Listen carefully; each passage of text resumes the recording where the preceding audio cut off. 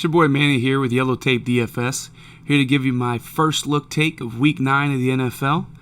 So immediately we're going to just dive right in and start things off looking at the quarterback position. Patrick Mahomes going against Carolina. Carolina's not the greatest defensively. Patrick Mahomes is obviously your primo Tier 1 guy.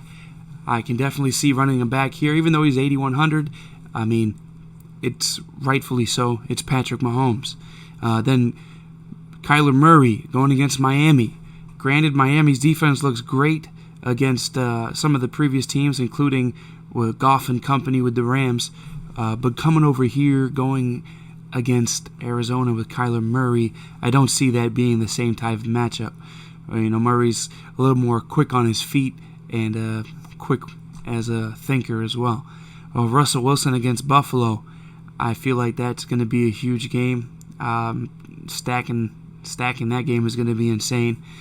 Deshaun Watson against Jacksonville. Now, this is going to be an interesting game. I know a lot of people's take is Jacksonville is not going to be doing too well.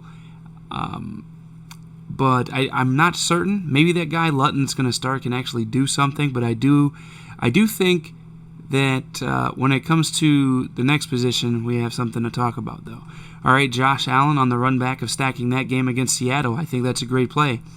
Look at Lamar Jackson under 7K. Tournament options. You have to put this guy in there.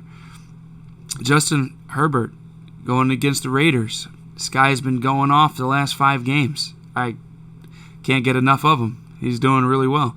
Even Stafford. I like Stafford going against Minnesota. Let's see. But going down, if you do want to play somebody lower and on the punt, I'm not going Derek Carr like a lot of other people probably will be doing. But I do have interest in Jake Luton. $4,900. This guy will be your starting quarterback for the Jacksonville Jaguars this week. I feel like with a receiver like DJ Chark, who's just able to stretch the field, that Jake Luton could do something.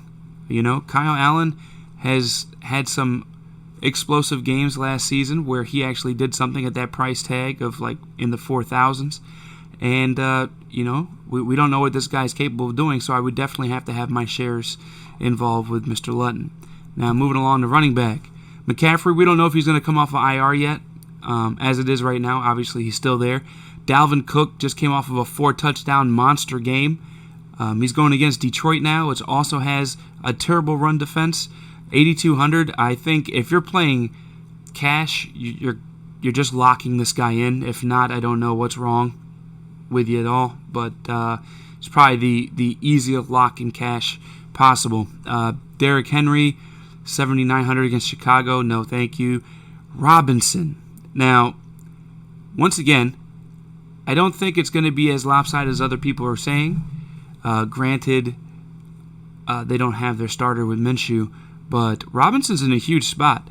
Other people, I don't think, are really that much on him. I know it's early in the week. The percentages aren't there as far as being able to do proper adjustments and being able to grade people out, but I really like Robinson. I know he's priced up a little bit, but rightfully so. Houston's run defense is atrocious.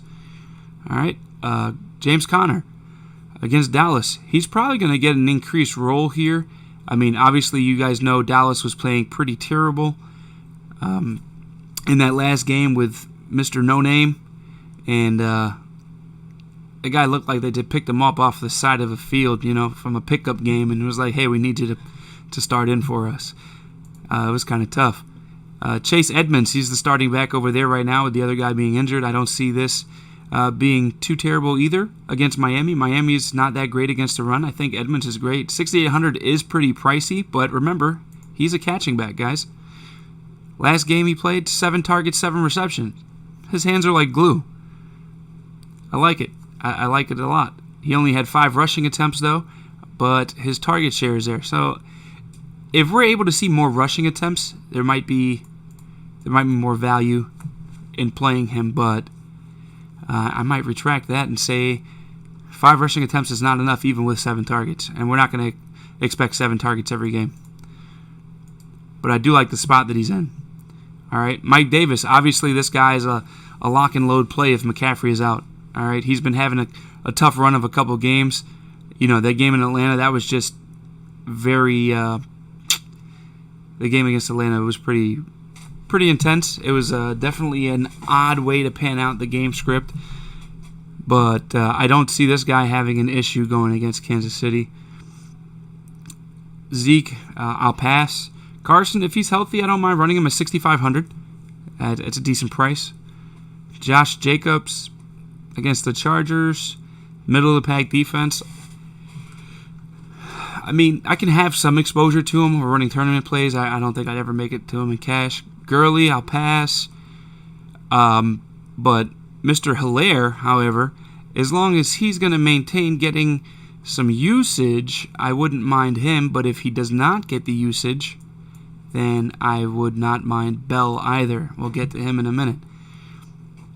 I do think that Gibson is a decent play against the Giants, as well as Montgomery against Tennessee. Now, catching backs have been thriving against Tennessee. Giovanni Bernard put up 22, and he was, nobody was really tooting him too much last week, and, I had a decent amount of shares on that guy, and we did all right. Now, his grading on the fantasy scale is not doing too well, but against the Giants, he did great. See, against Detroit, I don't know. I like this guy. I think this is a great tournament option. We'll get more of that. And then David Johnson running it back against Jacksonville if it is a one-sided game, even though I feel like it's not, but David Johnson would be a decent play at 5,600. I don't mind Melvin Gordon at 5,300 going against Atlanta. Let's see. Yeah, Lindsey didn't get much target shares. He didn't get much. No, they didn't. He did get target shares. All right, so Gordon's not too bad at 53. This guy, I had a lot of shares of him last week, and he did well. So if nobody else is in, I don't mind running this guy back. 5 targets, 5 receptions, 18 rushing attempts. He had 23 touches for the game. He ended up in the end zone twice. Now his yards, his yardage is not that great, but his effectiveness was. So I don't mind that. And then this guy, Justin Jackson, I see him going against the Raiders, which don't have the greatest defense at all for running, and 17 touches, 5 targets, so it's like 22 shares there.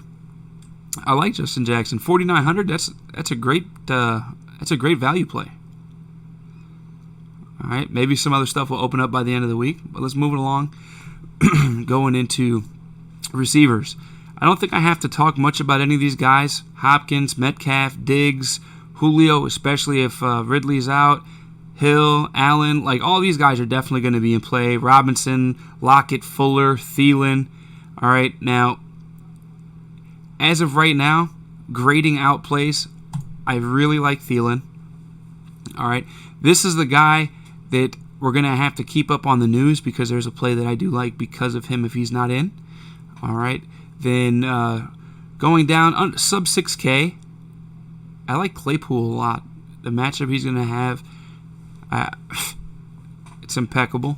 All right, I think this guy is going to be able to get open and have another monster game. Then if we go further down, let's see. Devontae Parker, DJ Chark Jr. I like those guys. And even further down, you'll have Mooney. And then as well as the guy that I'm going to pull up now, Marvin Hall at 3,800. If Golladay is not in, this is the guy I'm going to. All right, I think he's getting the coverage that we really want him to get as far as being able to have a lopsided matchup. He had 7 targets, 4 receptions, 113 yards. The only thing he really needed after that point was getting in the end zone, and he would have been a monster. Now, he was great for his value anyway, but I would definitely run it back. He was 3K last week, 3,800 now.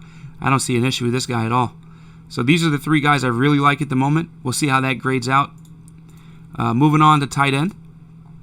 Travis Kelce, Darren Waller, those guys are always in play. I don't have much interest in a lot of tight ends this week. I do like Fant at 46. It's still a little bit high, but his usage is great, so I don't mind that guy. Evan Engram against Washington. He's in a great spot.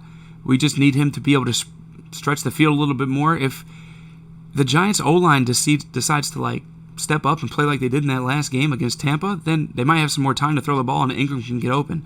Fells, I don't mind either, going against Jacksonville. It's a great spot for him. Beyond that, we have Greg Olsen at 3,100.